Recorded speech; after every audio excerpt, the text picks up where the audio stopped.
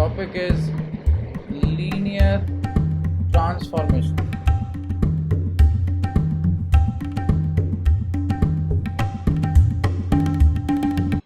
Let capital V and W be a two vector space over R. हम मान के चल रहे हैं कि यहाँ पर भी जो स्केलर्स होंगे वो रियल से ही आएंगे. A function t from V to W is called a linear transformation from V to W if it satisfies the following properties. First is T of V1 plus V2 equals to TV1 plus TV2 for all V1, V2 belongs to vector space V. और इसको आप symbolize कर सकते हैं W1 plus W2 से. तो ये for all W1, W2 belongs to capital W. अभी W क्या है हम बातें करेंगे, डोंट वरी, इसको ज़रा लिख लेते हैं. Second, T of alpha V is equals to alpha TV. We can write like this, alpha W for all alpha belongs to R and V belongs to capital V. ये small v है, ध्यान रखें, और इसके लिए W belongs to capital W. Above two conditions for linearity are equivalent to a single condition, that is, ये कहना चाह रहे हैं कि अगर आप इन दोनों को ज्वाइन कर देते हैं तो क्या होगा. T of alpha V1 plus beta V2 is equals to alpha T1 plus beta TV2 for V1 V2 belongs to capital V and alpha beta belongs to R. तो ये तो होगी डेफिनेशन जो शायद समझ में नहीं आई होगी, कोई दिक्कत नहीं है, ज़रा ग्राफ को ड्रॉ करके देख लेते हैं. Let's visualise.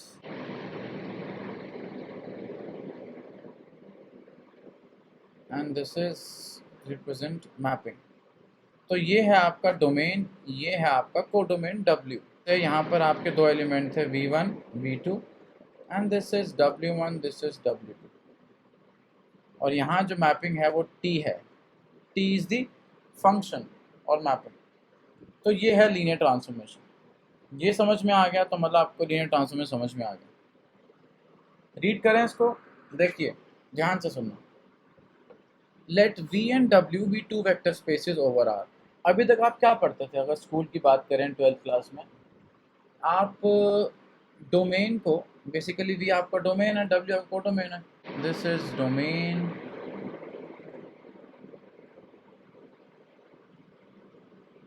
And this is codomain. So ये कहना चाह रहे हैं कि T जो है वो एक फंक्शन है जो डोमेन से कोडोमेन पे मैप करता है, उसको हम लीनियर ट्रांसफॉर्मेशन बोलते हैं फ्रॉम V टू W, अगर वो ये दो कंडीशन सेटिस्फाई करे. अगर हम स्कूल पे वापस जाते हैं तो आपको पता होगा फंक्शन F जो डोमेन से कोडोमेन मैप होता है, उसके पास भी कुछ कंडीशंस होती हैं फंक्शन बनने के लिए. F the element of domain has its unique image. तो वो जो एवरी वर्ड है और जो यूनिक इमेज है वो दो कंडीशंस होती हैं. तो पहली बात, T को फंक्शन तो होना पड़ेगा कि हर एक एलिमेंट की एक यूनिक इमेज होनी चाहिए.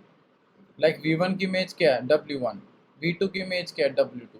ठीक है, ऐसा कुछ मान लेते हैं. और उस फंक्शन को लीनियर ट्रांसफॉर्मेशन होने के लिए इन दो कंडीशन को भी साथ में लेके चलना पड़ेगा. वो दो कंडीशन कौन से हैं. पहला, इसको बोलते हैं प्रिजर्व एडिटिविटी. मतलब अगर मैं दो वेक्टर्स को ऐड करूं जो डोमेन में थे, फिर ट्रांसफॉर्म करूं तो वो एडिटिविटी प्रिजर्व हो जाएगी, मतलब उनकी जो इमेजेस हैं वो स्प्लिट हो जाएंगी. मैं कहना चाह रहा हूँ कि V1 की इमेज जो है W1 है और V2 की इमेज W2. जैसे ही मैं इस पर T ऑपरेट करता हूँ ऐड करने के बाद, तो वो स्प्लिट हो जाएगा, एडिशन में कोई दिक्कत नहीं होगी. सिमिलरली अगर मैं V के साथ एक अल्फ़ा मल्टीप्लाई करके फिर T ऑपरेट करूँ तो अल्फ़ा अलग हो जाएगा और TV अलग हो जाएगा. That means alpha into W हो जाएगा। तो स्केलर मल्टीप्लिकेशन भी प्रिजर्व हो जाती है मैपिंग के अंदर। तो अगर आपसे कोई पूछे कि लीनियर ट्रांसफॉर्मेशन क्या है, तो पहला आपका जवाब होगा कि it is a function. It is a function t from one vector space to another vector space. School से क्या डिफरेंस हुआ, स्कूल में एक रियल नंबर होता था, वन डायमेंशन होता था, यहाँ पर वेक्टर स्पेस बनता है। स्कूल में सिर्फ सेट होता था, यहाँ पर वो सेट है जो 10 प्रॉपर्टीज़ को फॉलो करते आया हुआ, तो एक स्ट्रॉन्ग मैपिंग हो गई है। So T is a function from one vector space to another vector space, और वो लीनियर ट्रांसफॉर्मेशन तब बनेगा जब एडिटिविटी प्रिजर्व होगी, मतलब स्प्लिट हो जाएगी इजीली, कोई दिक्कत नहीं होगी। और दूसरी चीज़, स्केलर मल्टीप्लाई करके मैप करें या फिर स्केलर को अलग रख के पहले मैपिंग करके वैल्यू देख लें, तो बात एक ही होगी। तो above two conditions for linearity, linear transformation क्यों बोलते हैं, बिकॉज ये लीनियर टर्म्स में, यहाँ पर कोई स्क्वायर नहीं हो जाता। Above two conditions for linearity are equivalent to a single condition. अब वो कह रहे हैं दोनों को क्लब कर दो और एक इक्वेशन बना दो। तो हमने क्या किया, v1 के साथ अल्फा लगा दिया, v2 के साथ बीटा लगा दिया और अलग कर दिया। सो this is a one condition जो इन दोनों से मिलके बनी है और है बात हुई।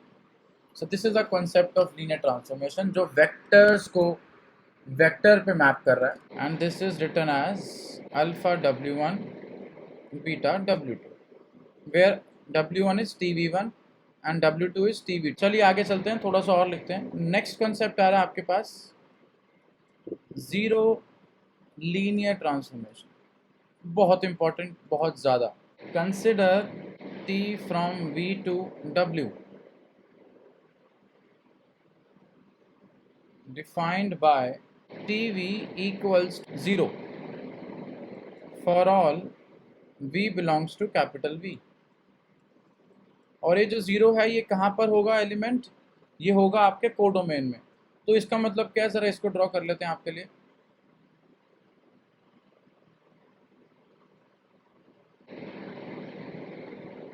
So this is T mapping. ये क्या हो रहा है, ये यहाँ के v को फॉर ऑल है, फॉर ऑल का मतलब समझते हैं, सारे के सारे element like v1 v2 v3 जितने भी हैं, जितने भी हैं, ये सबको एक एलिमेंट पे मैप करेगा और वो होगा ज़ीरो वेक्टर।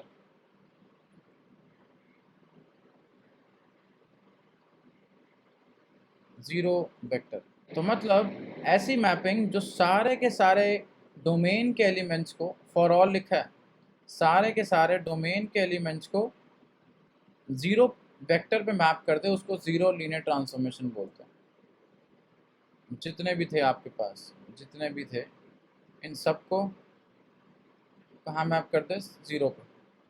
इसको बोलते हैं ज़ीरो लीनियर ट्रांसफॉर्मेशन। हेयर अब चेक करें कि ये जो ट्रांसफॉर्मेशन है लीनियर है नहीं, तो चेक करने का तरीका ये होता है, वैसे मैं ऑलरेडी ऊपर लिख दिया कि ज़ीरो लीनियर ट्रांसफॉर्मेशन है, बट फिर भी फर्स्ट कंडीशन क्या होगी, t of v1 plus v2 which is equals to, ये जो हमने सिंबल लिखा है w उसके नीचे, ये रिप्रेजेंट कर रहा है कि ये कोडोमेन का ज़ीरो वेक्टर है।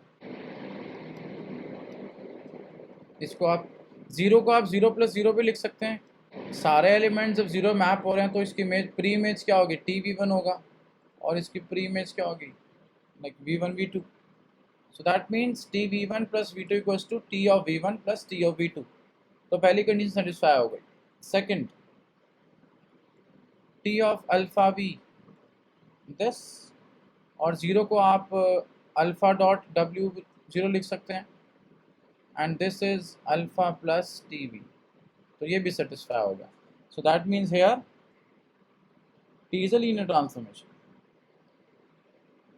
ऐसे चेक करेंगे आप, तो चीज़ें अभी भी अगर डाउट में है तो एक काम करते हैं, एग्जाम्पल से स्टार्ट करते हैं कहानी। एग्जाम्पल नंबर 1, वी हम ले रहे हैं m क्रॉस n, ठीक है, और w ले रहे हैं हम n क्रॉस n। ध्यान से देखना, इसमें वो मैट्रिसेस जिनका ऑर्डर क्या है, m क्रॉस n ऑर्डर है, and it is a collection of all those matrices जिसका order n cross n। Mapping देखिए, मैपिंग मैंने आपको डोमेन कोडोमेन तो बता दिया। Consider the mapping T from V to W defined by T of A is equals to A transpose for all capital A belongs to vector space V। तो एक mapping मैंने define की है, तो एक तरह से एक फंक्शन है अभी ये। अब हम लिखेंगे चेक फॉर लीनियर ट्रांसफॉर्मेशन, क्या ये मैपिंग लीनियर ट्रांसफॉर्मेशन होगी।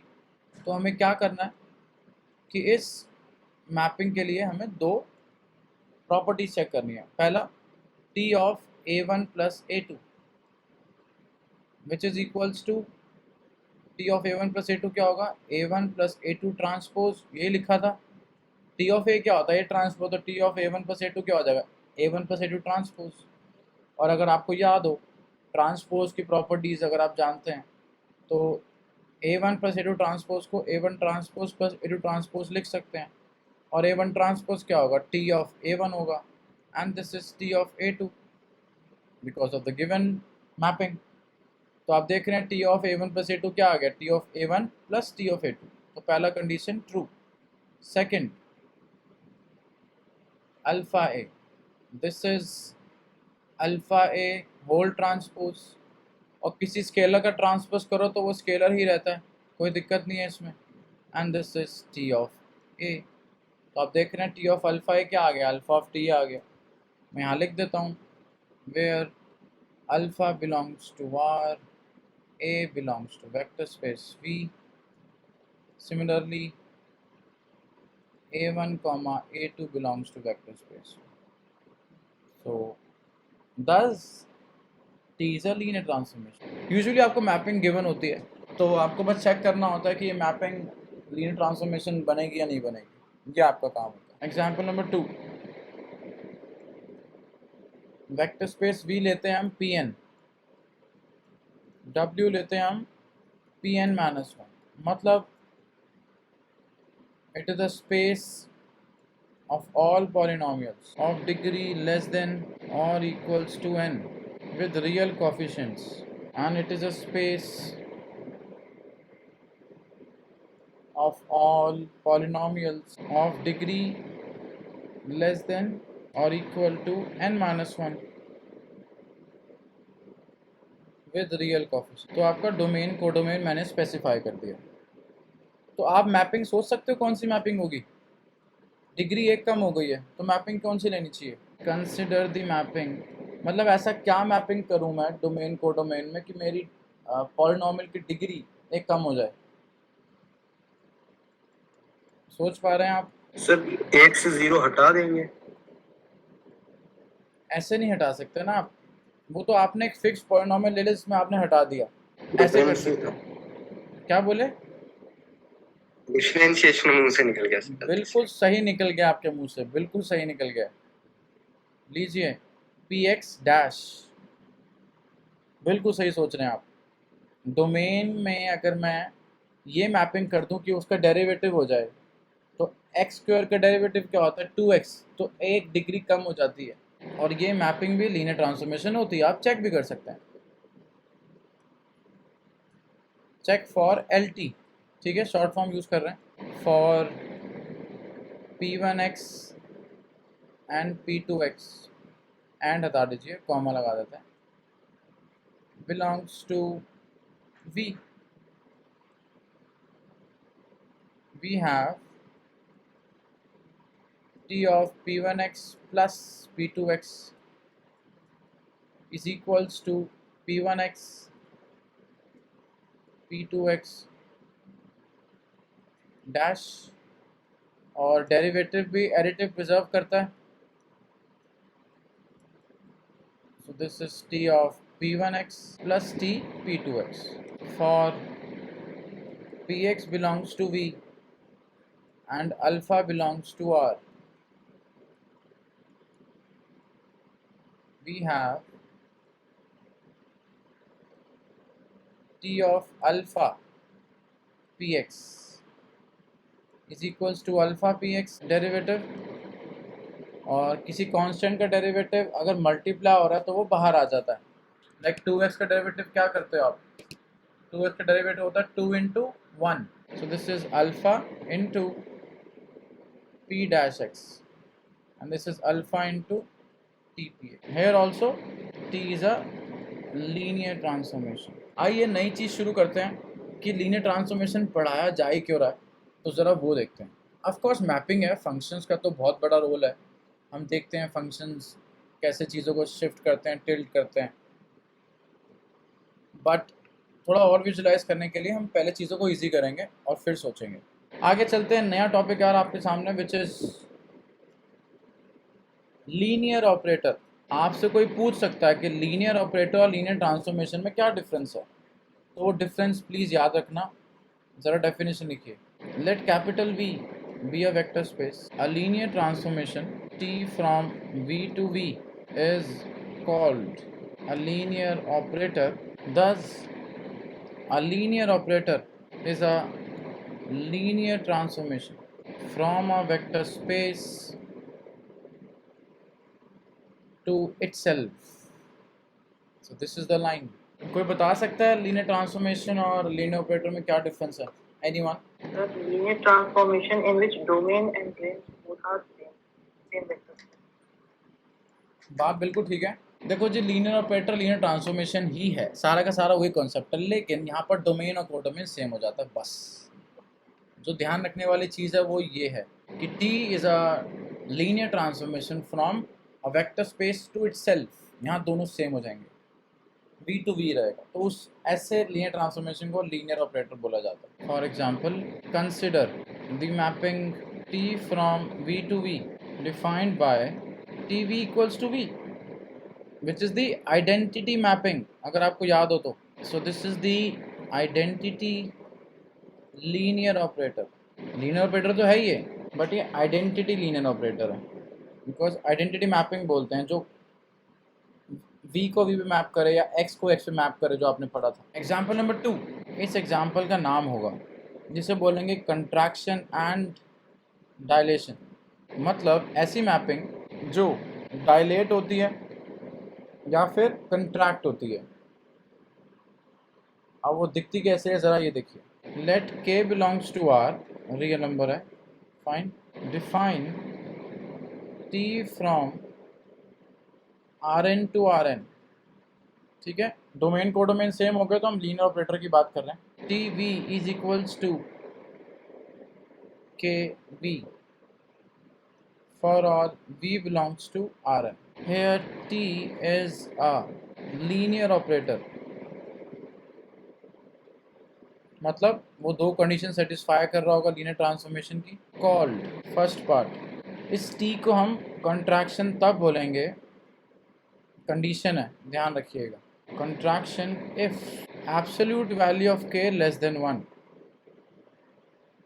या फिर आप लिख सकते हैं दैट इज करके लिखते हैं इसे. K belongs to -1 to 1. जब K का वैल्यू -1 से 1 के बीच में आए तो ये मैपिंग क्या हो जाएगी, कंट्रैक्शन हो जाएगी. Contraction means shrink the length of a vector. जब वो लेंथ को श्रिंक कर दे वेक्टर की. सिंपल सी बात है, जब K का वैल्यू -1 से 1 के बीच में होगा, लाइक 0 हो जाए तो वो 0 पे पॉइंट हो जाएगा, हाफ हो जाए तो वो जो लेंथ होती है वो लेंथ हाफ हो जाएगी. ऐसे ही करते हैं. Second, dilation. If absolute value of K is greater than 1, that is 1 to infinity or -infinity to -1. कभी भी अगर आपने absolute value of X को greater than 1 रख के ओपन किया हो तो ये निकल के आता है. मतलब वो -1 और 1 के बीच में जो था उसके बाहर वाला एरिया होता है, तो वो जो मैपिंग होगी वो डायलेशन हो जाएंगी. इसका मतलब हुआ stretches the length of a vector. कि किस मैपिंग को shrink कब बोलते हैं, stretch कब बोलते हैं, या फिर डायलेशन कब बोलते हैं, कंट्रैक्शन कब बोलते हैं, ये आपको पता होना चाहिए. अगर नहीं पता तो कोई दिक्कत नहीं है, टेंशन मत लो. हम एग्जाम्पल के तौर पे यहाँ ड्रॉ करते हैं आपके लिए. इसका एग्जाम्पल देख लीजिए आप. Let's take a mapping from R2 to R2. as tx is equals to, so this is half 1/2. Let's draw this. x को x/2 पे मैप कर रहा है, मतलब ध्यान से देखना y is equals to x का ग्राफ कैसे होता है? Straight line passing through origin. So this is tx is equals to x. Okay, ये कहाँ मैप करेगा? x/2 पे.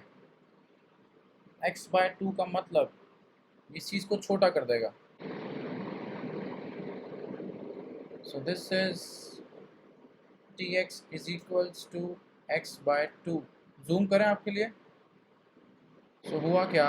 ये मैपिंग श्रिंक हो गई. नेगेटिव साइड पे ऊपर चला जाता है और पॉजिटिव साइड पे नीचे आ जाता है. समझ गए? 0 तो 0 पे ही रहेगा. तो इसे बोलते हैं कंट्रैक्शन. ऐसी अगर हम डायलेशन की बात करें,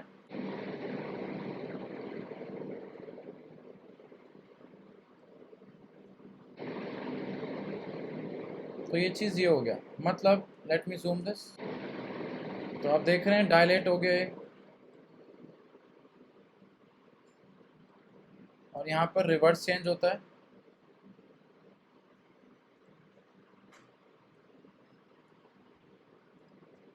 So this is the concept of dilation and contraction in terms of a linear operator concepts. So according to this example, हम ये देखना चाह रहे हैं कि k की वैल्यू -1 से 1 में बिलोंग करने का मतलब क्या है. इट मीन्स कि आपके पास एक रियल लाइन था और हमारा जो फोकस है वो -1 1 और 0. तो जब आपकी k की वैल्यू इसके बीच में लाया करे, दिस इज -1, दिस इज 1, ये केस हो जाएगा आपका कंट्रैक्शन का. और जैसे ही हम k का वैल्यू 1 से बड़ा ले लें या फिर -1 से छोटा ले लें, -1 1 और ये 0, तो बेसिकली ये वाला केस है. More than 1 and less than -1. तो जब k की वैल्यू आपकी ऐसे होगी, इनके बीच में लाया करेगी या डैश एरिया में होगा, तो हम बोलेंगे कि वो केस आपका डायलेशन हो जाएगा. एक चीज़ जो मुझे अपडेट करनी है वो मैंने बाद में चेक किया था, ये r² नहीं है, दिस इज r/r. ठीक है, ये r² होता तो फिर हम यहाँ पर x, y लिखते हैं, tx, y equals to something x/2. ये हम r/r में ही है, 1 डायमेंशन टू 1 डायमेंशन डिस्कस कर रहे हैं फिलहाल अभी, चीज़ों को आपको समझाने के लिए. क्लियर? आगे चलते हैं. नेक्स्ट कॉन्सेप्ट आ रहा है आपका, यही लीनियर ऑपरेटर में ही है. हमने 3 अभी तक पढ़ ली हैं, जिस पहले बोलते हैं आइडेंटिटी लीनियर ऑपरेटर, सेकंड है कंट्रैक्शन, थर्ड है dilation. So move on to the next example which is projections. t from, हम मैपिंग ले रहे हैं, t from R3 to R3, x1 x2 x3. Because आपका डोमेन 3 डायमेंशन का है, तो एलिमेंट्स होंगे वो कुछ इस टाइप के दिखेंगे. और हम इमेज जो लेना चाहते हैं वो कुछ ऐसे लेना चाहते हैं कि जो थर्ड एलिमेंट था वो 0 पे मैप हो गया. For x1 x2 x3 belongs to R3. Okay, let's draw this. ध्यान से देखिएगा प्लीज, प्रोजेक्शन का मीनिंग क्या होता है. सो दिस पर्टिकुलर वेक्टर, उसका पोजीशन यहाँ पर है.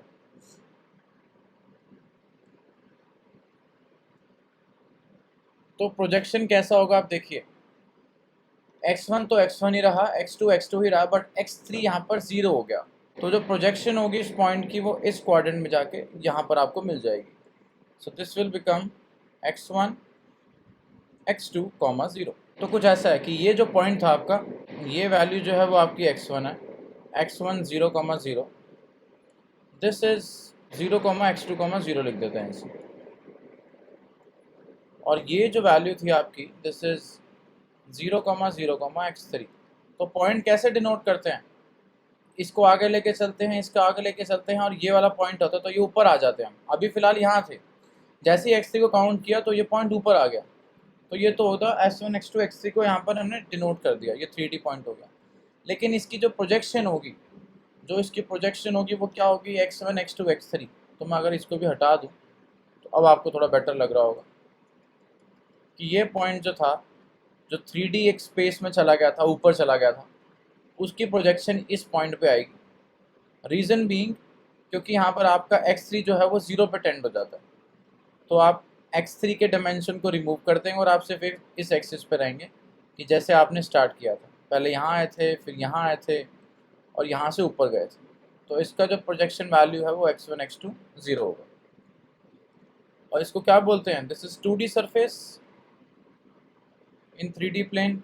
Now our task to show that this t is a linear operator. तो आपको वही करना है, लीनियर ट्रांसफॉर्मेशन की प्रॉपर्टीज को सेटिस्फाई करना है। चलिए लिखते हैं, now we need to show that t is a linear operator. मैं फिर से बोल रहा हूँ, लीनियर ऑपरेटर सिर्फ एक नाम दे दिया गया है जब आपका डोमेन कोडोमेन सेम हो जाए, तो है ये लीनियर ट्रांसफॉर्मेशन। यहाँ लिख देते हैं, consider for v1 equals to 3D space है तो हमें 3 पॉइंट लेने पड़ेंगे।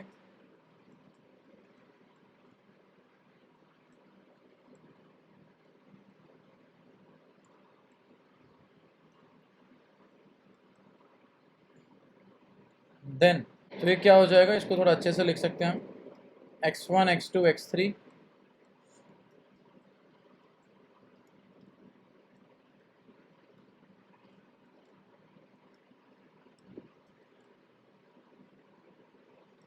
फाइन,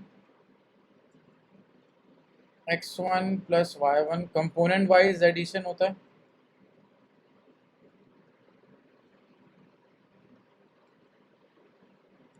ठीक है,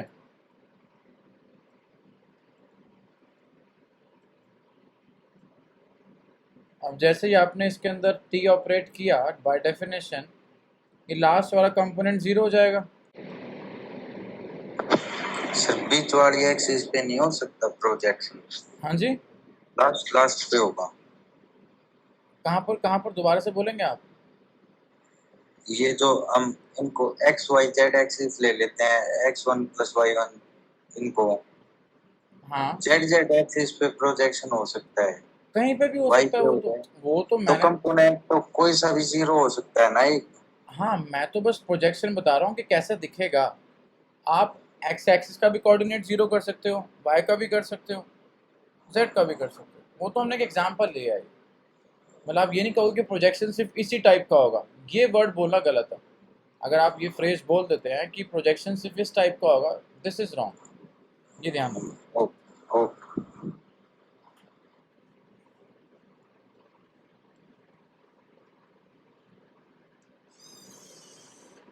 y1 y2 y3, और इसको आप कैसे लिख सकते हैं, this is tv1 plus tv2। यही प्रूव करना होता है। आप एडिशन लेके चलते हैं, फिर ऑपरेट करते हैं और ऑपरेटर्स आपके एडिटिविटी प्रिजर्व करते हैं, तो हमने वो चीज़ प्रूव कर दी। यही डेफिनेशन थी सेकंड।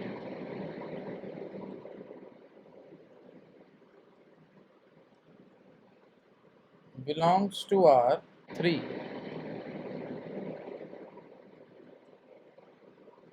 देन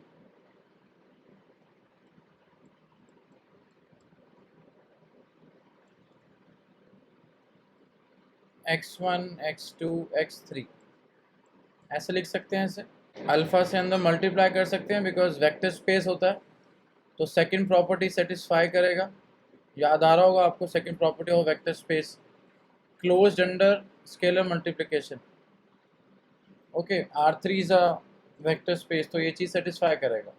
अब इसके बाद जैसे ही हम t ऑपरेट करते हैं, अल्फ़ा x1 रहेगा, अल्फ़ा x2 रहेगा, बट ये 0 पे मैप हो जाएगा। और यहाँ फिर से अल्फ़ा कॉमन ले लेते हैं हम, and this is t of x1 x2 and x3 लिख सकते हैं। टी ऑफ वी लिख सकते हैं, यही प्रूव करना होता है। T of alpha V is equals to alpha into T V, hence this is a linear operator. Reflection आ गया आपका next example. Consider the mapping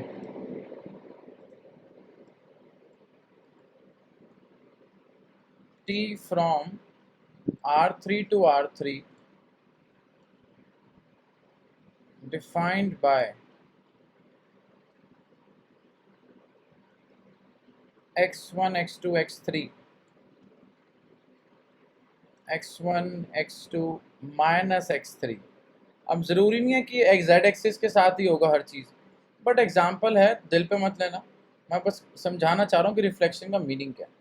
अब वो x एक्सिस के साथ भी हो सकता था, y के साथ भी हमने z एक्सिस के साथ लिया, तो कुछ ऐसा मैंडेटरी नहीं है। This belongs to R3। Here also T is a linear operator, आप चेक कर सकते हैं खुद से भी। अब थोड़ा इसको विजुलाइज कर लेते हैं, वो ज़्यादा इंपॉर्टेंट होता है। 3 डायमेंशनल स्पेस, वही चीज़, this is x1, this is x2, this is x3 dimension, और एक्सेस बोलते हैं फिलहाल अभी। ये आपका x1, 0, 0 था, this particular point 0, x2, 0, and this is 0, 0, x3। तो यहाँ से यहाँ गए, फिर यहाँ से यहाँ, तो 2 पॉइंट मिल गए हमें, और x3 तक मार्क करने के लिए हमें ऊपर जाना पड़ेगा। तो ये आपका हो जाएगा x1, x2, x3। So this is the point in 3D। अब मुझे इस पॉइंट को प्रोजेक्ट करना है एज अ रिफ्लेक्शन फॉर्म में। तो क्या हो रहा है, x1, x2 तो ठीक है, x1, x2 ही रहा, मतलब वो यही पर्टिकुलर एरिया में। बट अब वो कह रहे हैं कि x3 जो है वो नेगेटिव एक्सिस में चला गया। नेगेटिव एक्सिस क्या होता है, नेगेटिव एक्सिस की लाइन ये होगी, थर्ड ये नीचे आएगा, ठीक है। तो ये जो कलर है रिप्रेजेंट कर रहा है कि हम माइनस x3 में चले गए। ऐसे लिखते नहीं है, बट आपको मैं समझाना चाह रहा हूँ, ठीक है। नेगेटिव, तो जो इसकी वैल्यू होगी नेगेटिव नीचे जाएगी, तो ये कुछ ऐसा दिखेगा, ये नीचे आएगा, और ये चीज़, मतलब जहाँ तक वो नेगेटिव x3 आ रहा है, मतलब हम इस पॉइंट को क्या बोलेंगे, 0, 0, माइनस x3। तो ये जो पॉइंट हो जाएगा आपका, let me right it here, confusion ना हो आपको, दिस इज 0, 0, माइनस x3, और ये जो पॉइंट होगा आपका x1, x2 माइनस x3। सो जिसकी रिफ्लेक्शन हो गई, जो ऊपर था उसकी वैल्यू अब नीचे आ गई। समझ गए? इसी चीज़ को मैं 2D में समझाता हूँ, अब आप समझ जाएंगे। फिर से यही करते हैं, f from R2 to R2, तो जो मैपिंग होगी यहाँ पर, ये मैप कर जाएगा x, माइनस y। मैं 2D में समझा रहा हूँ। तो ये चीज़ से this is x, this is y, this is negative y, this is negative x, यही होता है। तो ये जो पॉइंट होता है आपका एक्स वाई होता है, ये हमें पता है। अब इसकी रिफ्लेक्शन क्या आएगी, नीचे वाले एक्सिस पे आ जाएगी, बिकॉज ये माइनस वाई होता है और ये प्लस वाई होता है, तो ये एक्स को माइनस वाई हो गया। ऐसे ही हमने किया, जेड एक्सिस को हमने नीचे एक्सटेंड कर दिया, तो ये जो ऊपर इमेज थी वो उसके नीचे होगी डेप्थ में, जो आपको शायद दिख ही ना रही हो, समझ रहे हैं। लेकिन यहाँ पर थोड़ा विजुलाइज कर सकते हैं कि इस प्लेन के नीचे जो पॉइंट होगा ना, जो इसके नीचे पॉइंट आएगा, मैं थोड़ा सा अगर एक्सटेंड करूँ, ये ऐसे है, तो ये पॉइंट नीचे जा रहा है, ये वाला नेगेटिव जेड एक्सिस हो गया है। जैसे आप ये 2D में देखते हैं, नेगेटिव वाई एक्सिस के नीचे ये पॉइंट जाता है, तो ये रिफ्लेक्शन है कि आपने इस पॉइंट की रिफ्लेक्शन देखी।